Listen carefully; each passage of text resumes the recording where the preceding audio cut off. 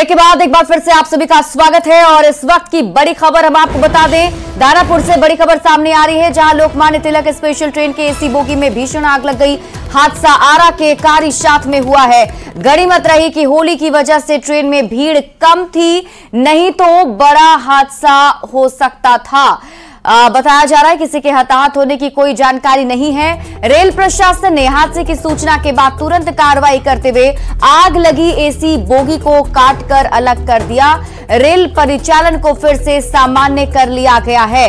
तस्वीरें आपके TV screen पर हम आपको दिखा रहे हैं। ये उस ट्रेन की तस्वीर है जिस पर सवार होकर यात्री दानापुर से लोकमान्य जा रहे थे और ये दानापुर लोकमान्य तिलक स्पेशल ट्रेन है, जैसे बताया जा रहा है कि एसी बोगी में आग लग गई। तस्वीरें भी हम आपको वहां की दिखा रहे हैं। बताया जा रहा है लगभग 12:05 के करीब देर रात आग लगी थी और जैसे इसकी सूचना मिली उसके बाद रेलवे की पुलिस अलर्ट हो गई। जितने जो बोगी थे, जिस बोगी में आग लगी उसे काटकर अलग कर दिया गया। तस्वीर हम आपको दो तस्वीर आपकी टीवी स्क्रीन पर दिखा रहे हैं, जिसमें आप दूसरी तस्वीर में आग की लपटों को देख सकते हैं। ये आग एसी बोगी में लगी है। जानकारी के मुताबिक जैसे ही लोगों को, जो लोग इसमें सफर कर रहे थे, हालांकि होली की वजह से भीड़ कम थी, लेकिन फिर भी जो लोग वहां मौजूद थे उन लोगों को इसकी जानकारी मिली और सीधे इसकी जानकारी जो है वो रेलवे को दी गई और फिर कार्रवाई करते हुए उस बोगी को ट्रेन से अलग कर दिया गया। हालांकि अभी जो अपडेट है उसके मुताबिक जिस रूट पर ये गाड़ी खड़ी है वो मेन लाइन रूट है और वहां से जो गुजरने वाली ट्रेनें हैं उनके रूट को परिवर्तित किया गया है। लगभग 12 ऐसी ट्रेन बताई जा रही है जिनके रूट परिवर्तन किए गए हैं। अब उन की सूची भी जो है वो रेलवे की तरफ से जारी की जाएगी। बताया जाएगा कि आखिर कौन कौन सी ट्रेनें जो हैं जिनका रूट डाइवर्ट किया गया है। लेकिन ये तस्वीर हम आपको दिखा रहे हैं, दानापुर लोकमान्य स्पेशल ट्रेन की ये तस्वीर है जो दानापुर से निकली ही थी लोकमान्य के लिए, आरा पहुंची थी और वहीं पर जो है आग अचानक लगी। और ये अपडेट हम आपको बता दें दर्शकों को कि परिचालन सामान्य कर लिया गया है। 12 बजे के करीब हम लोग सो गए थे। सो गए थे हम लोग। आप लोग सो गए थे? हाँ। अचानक पता चला? अचानक बास आया तब मालूम चला। हाँ, मतलब पूरा लहक रहा था। जो आग लगी वो ऐसी होगी। जी जी। कहाँ जा रहे थे आप लोग? हम लोग जा रहे थे लोकमान्य तिलक नगर बम्बई। अच्छा, होली के दिन आप लोग निकले हुए थे? जी जी, होली के गाड़ी पकड़े थे? हम लोग दानापुर से पकड़ रहे थे। और बिहार के पूर्व सीएम और हिंदुस्तानी अवाम मोर्चा के संरक्षक जीतन राम मांझी पूरी तरह से राममय हो चुके हैं। 3 दिन पहले ही मांझी अयोध्या धाम जाकर नामांकन से पहले प्रभु श्री राम का आशीर्वाद लेकर लौटे, तो वहीं औरंगाबाद सांसद सुशील सिंह के लिए प्रचार करने के दौरान जीतन राम मांझी एक बार फिर मंच से जय श्री राम का नारा लगाते नजर आए।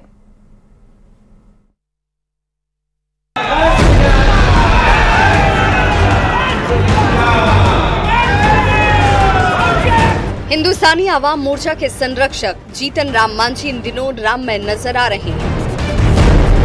गया सीट से नामांकन करने से पहले अयोध्या धाम जाकर श्री राम से आशीर्वाद लिया। 28 मार्च को मांझी अपना नामांकन दाखिल करेंगे, पर उससे पहले ये तस्वीर भी देख लीजिए। औरंगाबाद से एनडीए समर्थित बीजेपी प्रत्याशी सुशील कुमार सिंह के समर्थन में आयोजित एक जनसभा को संबोधित करते हुए पूर्व सीएम जीतन राम मांझी ने जय श्री राम के नारे भी लगाए। जय श्री राम कहते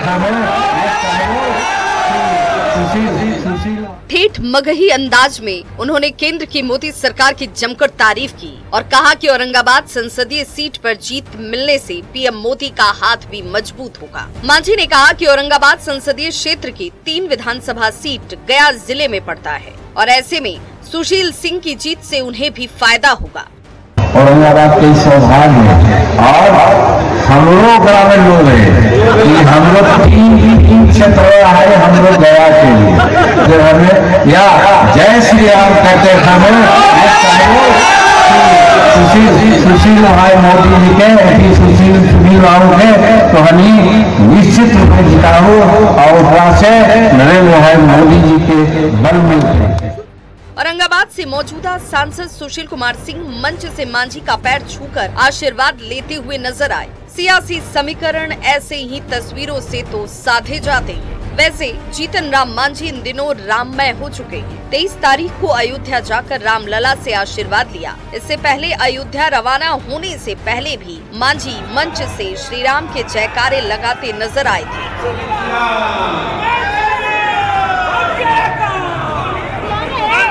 जाहिर है चुनावी मौसम में नेता अपने अपने अंदाज में रंगे हुए नजर आ रहे हैं। न्यूज़ 18 के लिए औरंगाबाद से संजय सिन्हा के साथ ब्यूरो रिपोर्ट। जय श्री राम कहते बिहार के शिक्षा विभाग के अपर मुख्य सचिव के पाठक के नए फरमान से न सिर्फ शिक्षकों को परेशानी हो रही है, बल्कि सत्ता पक्ष के नेता भी त्रस्त हो चुके हैं। पहले जेडीयू नेता नीरज कुमार ने के पाठक के होली पर्व में टीचर्स ट्रेनिंग के आदेश को बेतुका बताया, तो अब बीजेपी नेता और केंद्रीय मंत्री गिरिराज सिंह ने कहा है कि शिक्षक बंधुआ मजदूर नहीं है। सवाल है कि क्या के पाठक सरकारी तंत्र पर ही भारी पड़ गए हैं।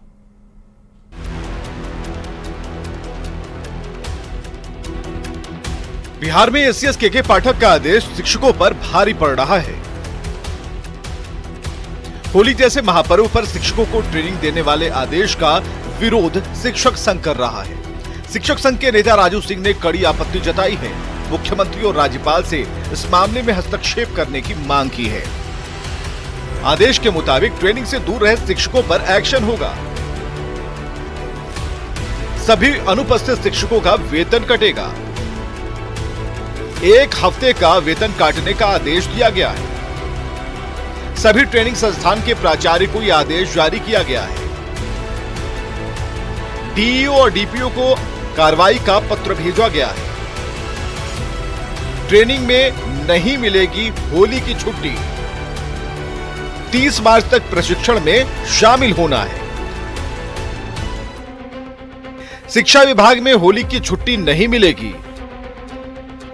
शिक्षा विभाग के कार्यालय खुले रहेंगे। 26 और 27 मार्च को कार्यालय खुले रहेंगे। जिला स्तर के सभी ऑफिस भी खुले रहेंगे। इसके साथ ही छुट्टी को लेकर सोशल मीडिया पर टिप्पणी करने पर मनाही की गई है। हर परिवार और बाल बच्चों से शिक्षकों को दूर रखने की साजिश रची जा रही है। हम माननीय मुख्यमंत्री जी, माननीय राज्यपाल महोदय, माननीय प्रधानमंत्री जी से अपील करते हैं कि आप बिहार के शिक्षकों की वेदना को समझेंगे। विभाग के द्वारा जो भांति भांति प्रकार से प्रताड़ित करने का दौर चल रहा है, आप तमाम इस पर तुरंत संज्ञान लेकर के बिहार के नियोजित शिक्षकों के साथ अवश्य न्याय करेंगे, ऐसा हमें विश्वास है।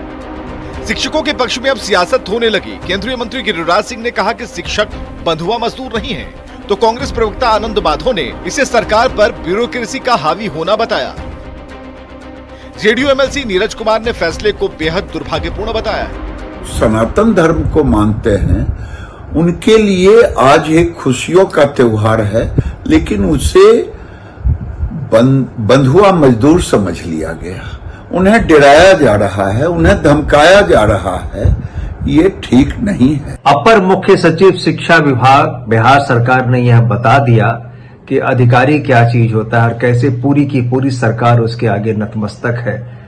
यह अधिकारी जो अपने की तुगलकी फरमान दे रहा है, वह झुकने के लिए तैयार नहीं है, किसी की बात सुनने के लिए तैयार नहीं है और सरकार हतप्रभ है, कुछ करने की स्थिति में नहीं है। क्या करे कि कर्तव्य विमूढ़ है। ये जिद है ना, भाई होलिका दहन हुआ जब कल, तो होली तो स्वाभाविक आज होगा।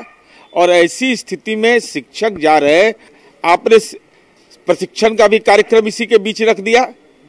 1 से 5 तक के शिक्षकों का, ये रमजान की अवधि है और साथ ही साथ होली है, और इस बीच में करने की जरूरत क्या थी? आप बाद की काल अवधि में करते। ये तो बिल्कुल ही बेतुका फैसला है। के पाठक और उनका आदेश अपनी गति में है। पहले भी पाठक के आदेश को लेकर खूब बवाल हो चुका है और इस बार भी पाठक अपने आदेश से पीछे नहीं हटे, लेकिन सरकार के अंदर ही आदेश का विरोध होना सवाल खड़े करता है। रजनीश कुमार, न्यूज़ 18 पटना।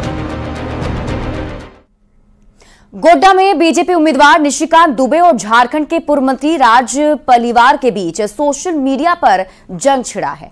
दोनों नेता इशारों में एक दूसरे पर हमला बोल रहे हैं।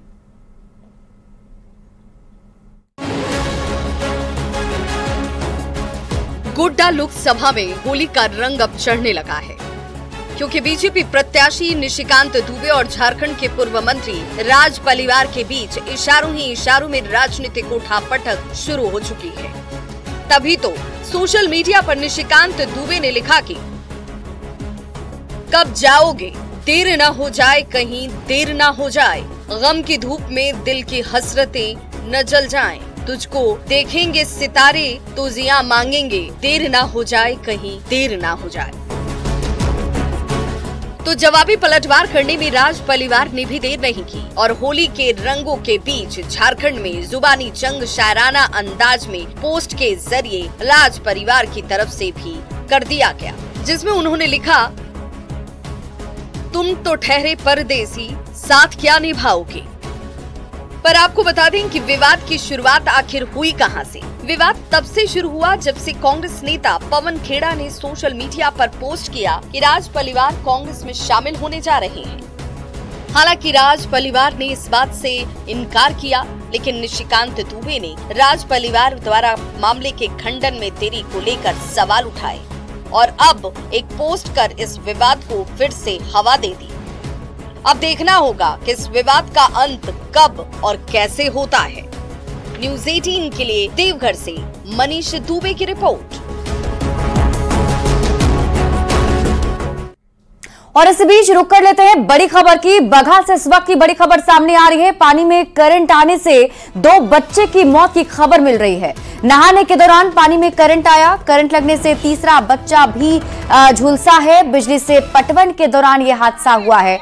चूड़ी हरवा पटखौली गांव की खबर है। नदी थाना क्षेत्र की घटना बताई जा रही है। शव को पोस्टमार्टम के लिए भेज दिया गया है।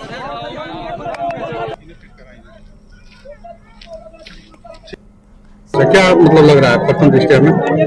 कुछ नहीं कहा जा सकता, जांच के बाद पोस्टमार्टम रिपोर्ट आने के बाद ही सर तो शव को कब्जे में ले लिया गया है। हाँ, शव पोस्टमार्टम के लिए भेजा जाएगा। बढ़ते आगे, बेतिया में होली के दिन बड़ा हादसा हो गया। नरकटियागंज के स्वदेशी चीनी मिल में काम कर रहे मजदूरों पर लोहे का बड़ा सा चदरा यानी लोहे का प्लेट गिर गया। लोहे का विशाल प्लेट गिरने से मौके पर ही एक मजदूर की मौत हो गई, जबकि 2 मजदूर घायल बताए जा रहे हैं। घायलों को गवर्नमेंट मेडिकल कॉलेज और हॉस्पिटल में इलाज के लिए पहुंचाया गया। बताया जा रहा है कि मिल में उत्पादन की क्षमता बढ़ाने को लेकर एक्सटेंशन का काम चल रहा था और इसी दौरान यह हादसा हो गया, जिसमें ऊंचाई से लोहे का बड़ा सा प्लेट नीचे गिर गया। प्लेटफार्म को उठाते समय ये दुर्घटना हुआ है। सर तो गिर गया है? जी सर। ऊपर से गिरा है?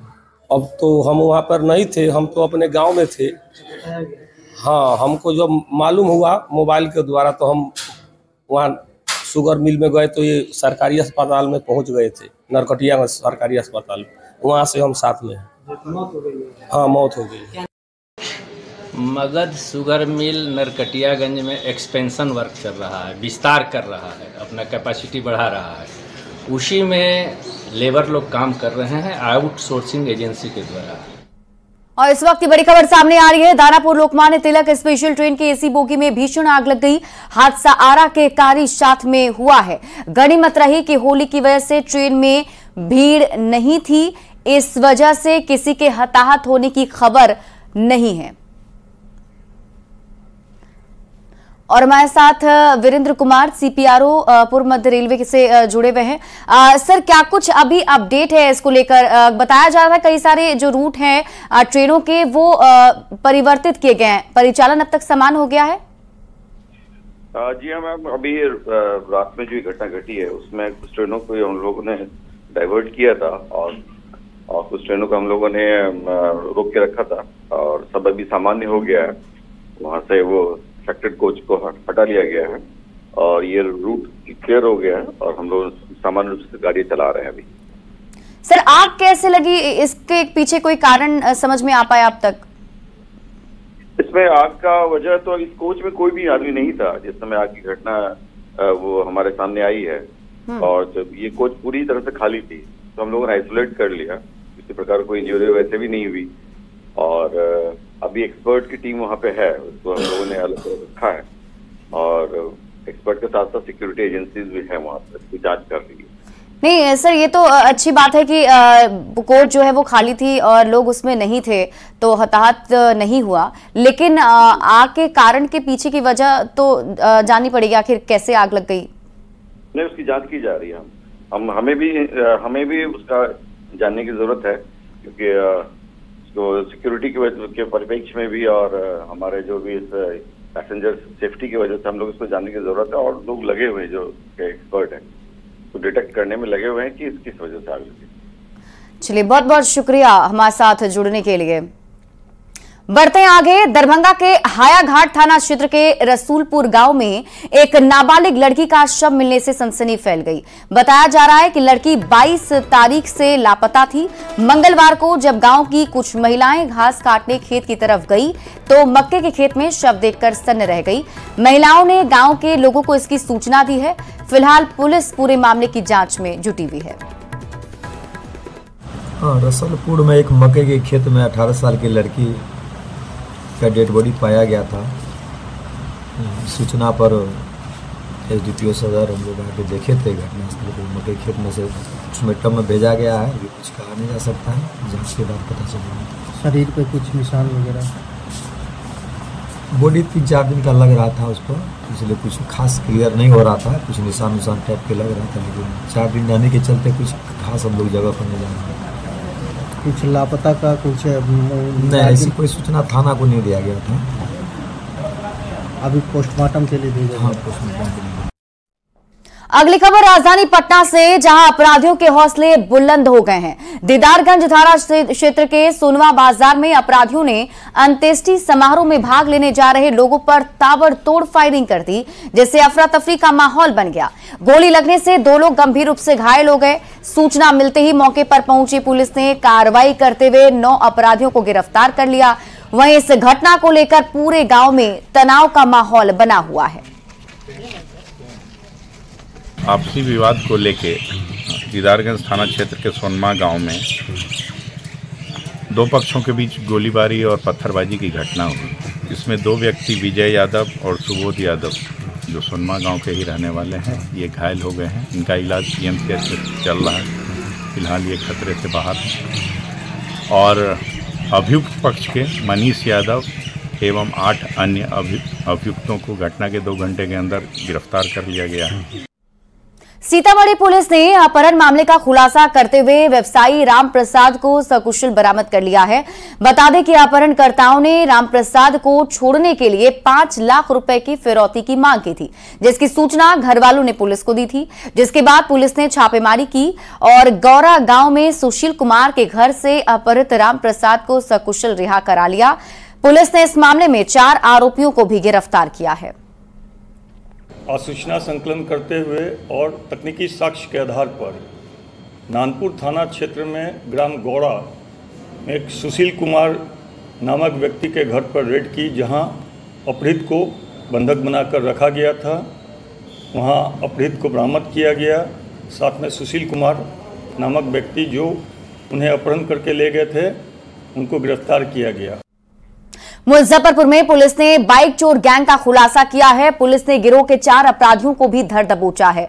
वहीं मोहम्मदपुर के सतपुरा में अख्तर हुसैन के घर छापेमारी कर चोरी की 11 बाइक को जब्त किया गया। पुलिस 2 फरार आरोपियों की तलाश में छापेमारी कर रही है।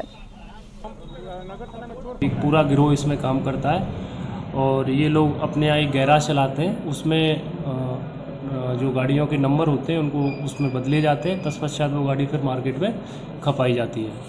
तो इसमें जो अभियुक्त पकड़े गए हैं उसमें मोहम्मद शाहनवाज है और दूसरा मोहम्मद छोटू, तीसरा मोहम्मद चांद, चौथा मोहम्मद अब्दुल्ला और 5वां मोहम्मद अली और 6वां मोहम्मद आमिर है, जिसमें से 4 लोग गिरफ्तार किए गए। बाकी के 2 जो बचे हैं उनके खिलाफ भी छापेमारी की जा रही है। आधुनिक तकनीक ने कंस्ट्रक्शन के क्षेत्र में एक नई क्रांति ला दी है।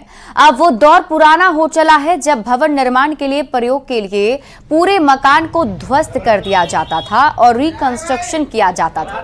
अब लिफ्टिंग के जरिए ही मकान की ऊंचाई जो है उसे बढ़ाया या फिर घटाया जा सकता है। तस्वीर हम आपको दिखा रहे हैं, अररिया के ओम नगर की तस्वीर है, जहां बाबा गणिनाथ मंदिर के पूरे कंस्ट्रक्शन को एक साथ जैक लगाकर उठाया जा रहा है। इस मंदिर की ऊंचाई को करीब 5 फीट ऊपर उठाया जा रहा है ताकि मंदिर को और भी खूबसूरत तरीके से बनाया जा सके। ये टेक्नोलॉजी है लिफ्टिंग का, और ये जग के द्वारा जो है इसको उठाया जाता है। मंदिर पहले बहुत डाउन था, उसके 5 फीट ऊपर किया जाएगा। और जंगली जानवर जब रिहायशी इलाके में पहुंच जाए तो जान आफत में पड़ जाती है। और कुछ ऐसी ही तस्वीर औरंगाबाद में देखने को मिली है, जहां मदनपुर इलाके के बेगहा गांव में हाथियों ने जमकर उत्पात मचाया है। फसल को नुकसान पहुंचाने के बाद हाथी प्रखंड मुख्यालय तक पहुंच गए। घर और दुकान में तोड़फोड़ की। ग्रामीणों का आरोप है कि सूचना के बाद भी वन विभाग की टीम नहीं पहुंची, जिसके बाद गांव के युवकों ने ही हाथी को जंगलों की तरफ भगाया।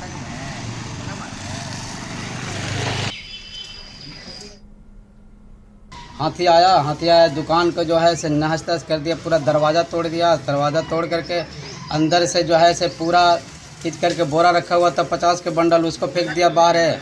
और उसके बाद में फिर जो है आलू जो है से पूरा बिखेर दिया। सब्जियां जितना था मेरा जो चौकी लगाया हुआ था चौकी को भी नहस तहस कर दिया है। अररिया लोकसभा में तीसरे चरण में मतदान होना है। अररिया लोकसभा क्षेत्र के 6 विधानसभा क्षेत्र में करीब 20 लाख मतदाता इस बार अपने मताधिकार का प्रयोग करेंगे, जिसमें करीब 1 लाख से अधिक युवा मतदाता वोट डालेंगे। वहीं फर्स्ट टाइम वोटर में भी मतदान करने को लेकर उत्सुकता है।